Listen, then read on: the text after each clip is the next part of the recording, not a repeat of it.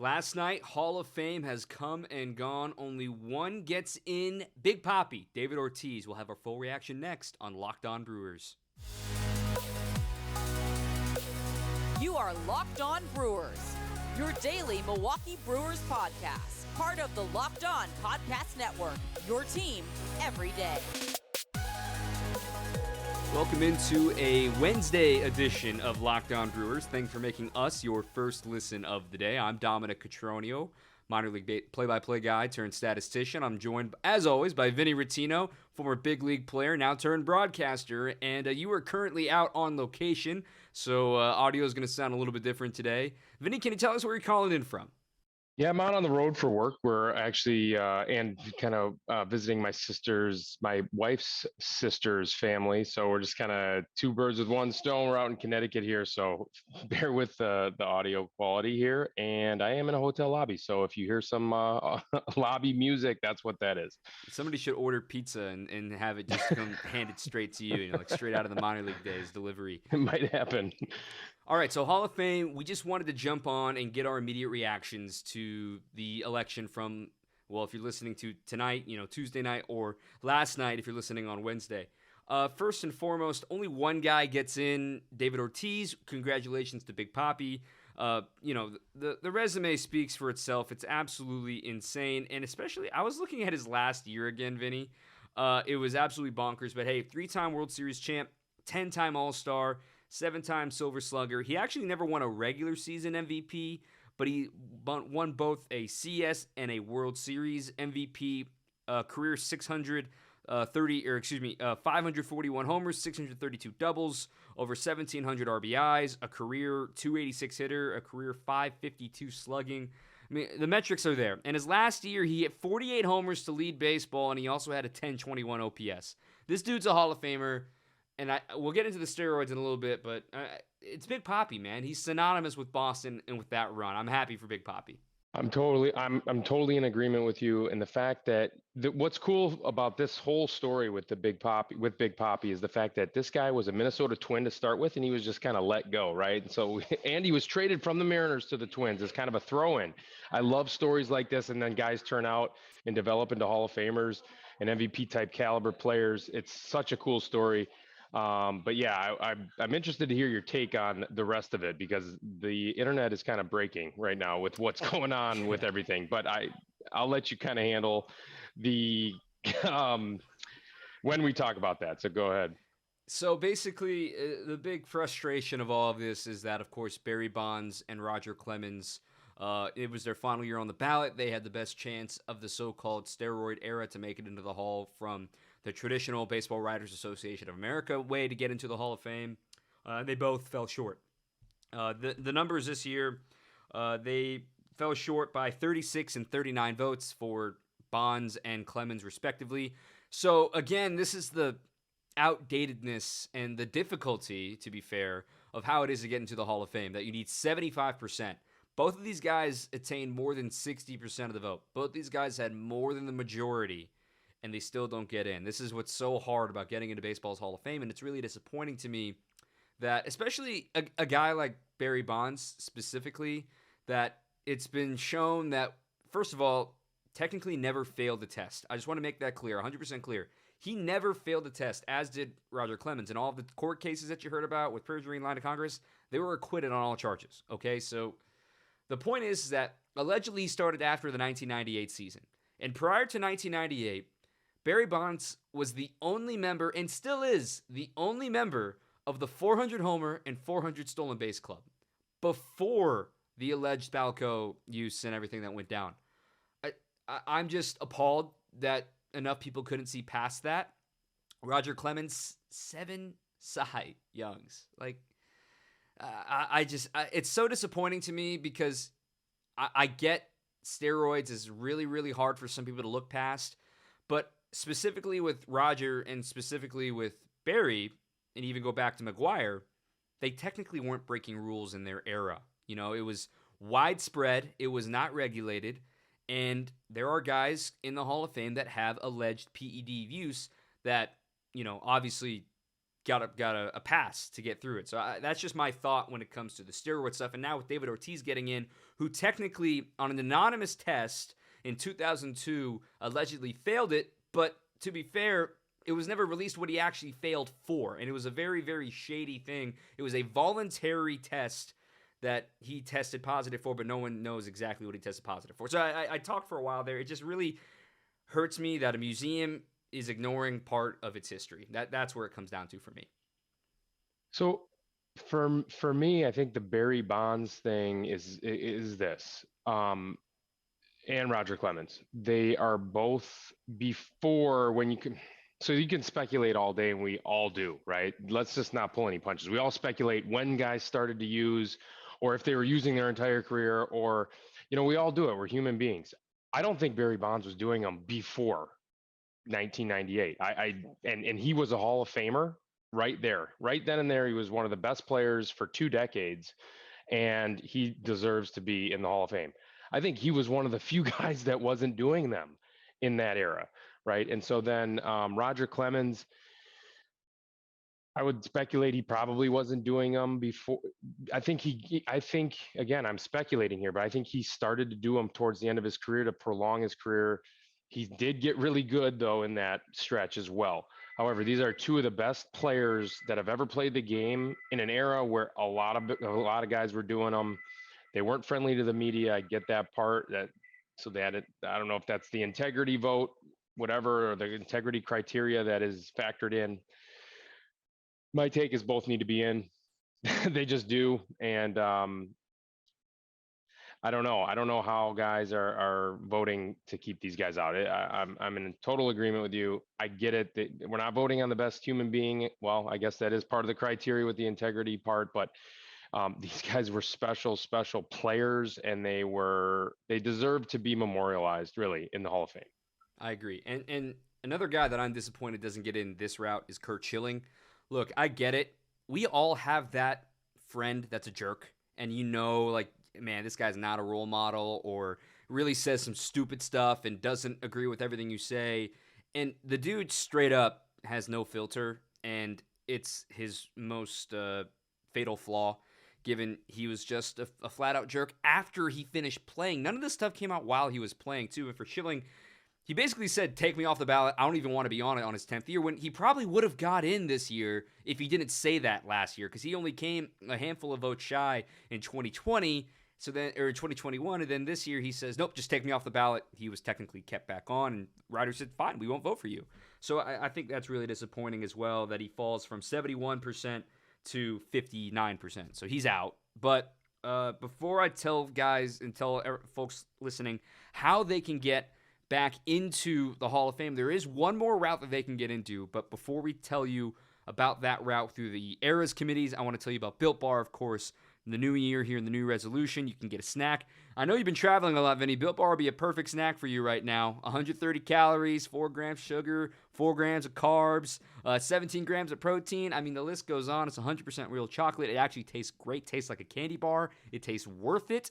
And it's got so many flavors. Coconut almond, peanut butter brownie, raspberry, cookies and cream, salted caramel. The list goes on. They've got so many new and innovative ways that you can enjoy Built's products. Even if you're not a huge fan of working out, you can at least treat yourself to taste something that tastes good and something that's good for you. So that way you can enjoy a delicious Built Bar. Use the promo code LOCKED15, LOCKED15, and you're going to get a 15% off welcome at Built.com.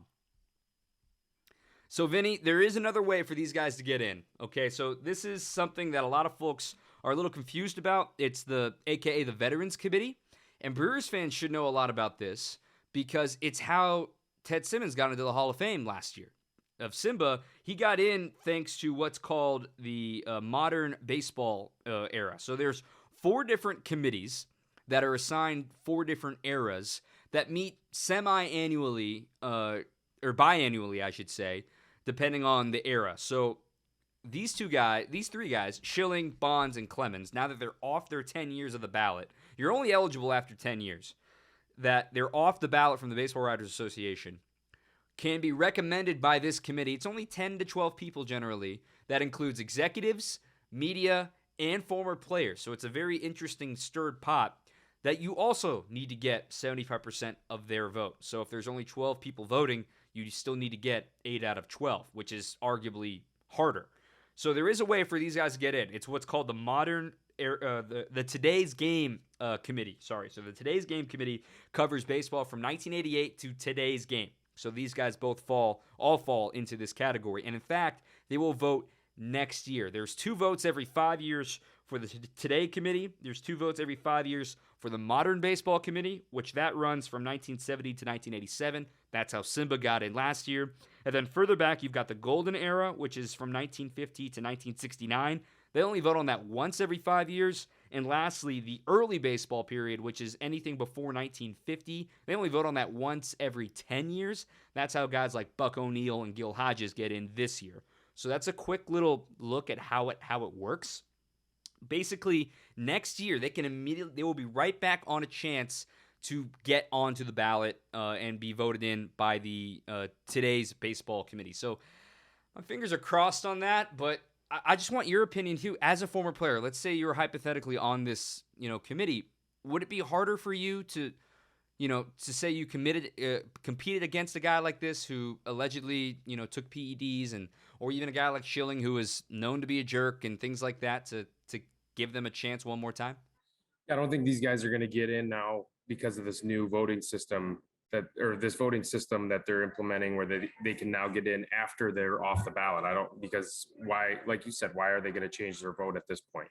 I can see guys that have gotten in like Ted Simmons, because I think writers have understood that the data and analytics have shown and made a very strong case for why these guys were the best at their positions or one of the best players in their era at the time that they played. So like Ted Simmons certainly deserved to be in the Hall of Fame. Not sure why he was off in the first place, but the data analytics, the new technology, all that stuff has kind of helped the writers understand that he should have been in. So I don't see any new evidence for these guys, for the writers to put these guys in. I guess it depends on who this committee is, made up of 16 guys. Maybe all 16 have voted both these guys in these past.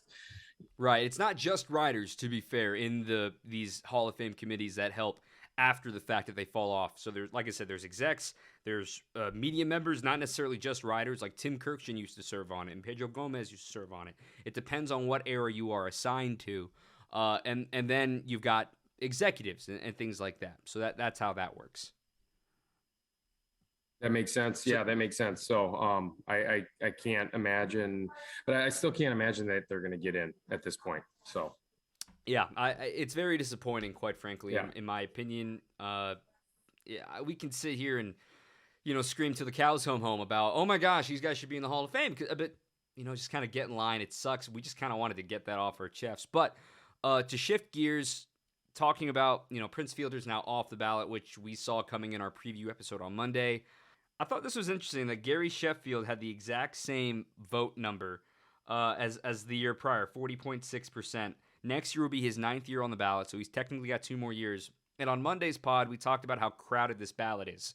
So now, all of a sudden, you have Kurt Schilling falling off, Sammy Sosa falling off, Barry Bonds falling off, and also Roger Clemens falling off. So boom, that's 4 guys that a lot of people voted for this year. In fact, the majority of the voting base voted for, that now have room to maybe have a guy like Gary Sheffield put on their ballot. And this is what we're talking about. A guy like Gary Sheffield or a guy like Scott Rowland, who had the biggest jump of anybody this year. He gained over 12% as opposed to year over year. So Scott Rowland looks like he's going to get in. As Rowland jumped all the way to 63%, you need 75. And then some other guys that, are going to hang around on the ballot. I've got Todd Helton. He's at 52%. He gained by 7 points. Andrew Jones gained by 7 points. He's now at 41%. But I'm super disappointed by Jeff Kent. I can't believe Jeff Kent stayed exactly the same or practically the same at 32%. It's really weird, but going back to all of this, it's a crowded ballot, and it's a very puzzling second half from the headliners. It's very interesting to see how many guys guys and gals prioritized their votes, whether it was the alleged PED users versus everything else. I just found it very odd of how hard it is to divvy up these votes. Yeah, you almost, I know that the writers post their ballots. A lot of them do, right? They post them on Twitter. Yes. I'm appreciative of that. I'm curious, how many of them actually post their reasonings for their votes? Well, it's like clickbait these days, right? Where you have to have a column included with, hey, here's why I voted, or this, that, and the other. Like Dan Shaughnessy of the Boston Globe decided not to vote for David Ortiz. He was the only one at the Globe who didn't vote for Ortiz, and he wrote a column about why he didn't, and, interaction, boom, clicks, whatever. Dan Shaughnessy, he's written, very fairly and unfairly at times. He's a stalwart in the Boston market. For him to not vote Big Papi, I encourage folks to read his column. I struggle with his reasoning, but I get it. It's such a hard system to figure out of how to vote, and how to divvy up. You only get a maximum of 10 votes. Yeah, and the idea is it's super subjective, and I guess baseball's been that way for a long, long time. I know scouting and who gets at bats has been a subjective thing for a long time. Who gets a chance in the big leagues has been a subjective thing for a long time, right? So it's the idea that people in the front office, your managers give you a chance to play because they think you can play. Same thing now here is what's happening with the voters. It's who do they think deserves to be in the Hall of Fame? Obviously, there's obvious criteria, right? You have to be one of the best players, numbers-wise, in your era. You wonder if there's just some sort of objective way that you can add to this system, because I agree, it is a little bit of a puzzling system. And you had to explain it to me last podcast, exactly how it all worked, or 2 podcasts ago on our mailbag. So it's a puzzling system. You like to hear some of the reasoning, maybe put these guys on a podcast and have them go at it and argue about it. I don't know. That would be certainly clickbait and entertaining for us. But I'm with you. I don't get Jeff Kent. I don't get Gary Sheffield should probably be in at some point, but there's also speculation around him. So I don't know. You can pose questions about all these guys, and I'm scratching my head at the whole thing. I got to be honest. Yeah, it's very odd, and I'll make it a little more complicated after we talk about BetOnline. BetOnline, of course, the number one spot for all your sports wagering in 2022. It's a new year and a new desktop and mobile site, so you can sign up today, and you're going to get a 50% welcome bonus at BetOnline on your first deposit. So you use the promo code LOCKEDON to get a 50% welcome on your first deposit at BetOnline. They've got football, of course, championship weekend this weekend, basketball, hockey, boxing, UFC, your favorite Vegas casino games. They've got it all right there. Don't wait. Take advantage of all their amazing offers here at the start of 2022. BetOnline is the easiest and fastest way to wager on all your favorite sports. BetOnline is where the game starts. As we wrap up the episode here, just a couple quick points. I want to get to the question that was asked to us on Twitter a little bit ago, right before we started recording, asking how the ballot is actually filled out. We explained that briefly on Monday, but basically there is a committee assigned by the Baseball Writers Association of America every winter meetings, and they go through the list of the guys that become first-year candidates. So we talked about the fact that, hey, enough folks on that committee felt that A.J. Pierzynski deserved to be on this ballot, even though you and I both know there was no chance he was going to be a Hall of Famer, just like Jake Peavy and guys like that. So that's how that happens. I encourage you to listen to Monday's episode for a little deeper dive into that explainer. But I just want to clarify something about the Baseball Hall of Fame. The Baseball Hall of Fame has shot itself in the foot for the last 7 years, and here's why. You remember in 2014 when Dan Le Batard gave away his vote? Do you remember that? So he gave it to Deadspin. Yeah. And yeah, I do remember. It was very controversial that after the fact that, oh my gosh, you gave your vote away. How could you do that? He said, well, I hate the system. I think it doesn't make any sense. And that following year, not only did they make it a penalty and take his vote away for you to, quote unquote, sell off your vote in essence, hey, let somebody else vote for me, trade it off. They also very quietly changed the rule as opposed to 20 years from retirement maximum to 15 years from retirement maximum, which is, in essence, the 10 years on the ballot. Because you can only be eligible on the ballot after 5 years of being retired. So then if you only get 10 years to be on the ballot as opposed to the previous 15, that impacts a lot of people.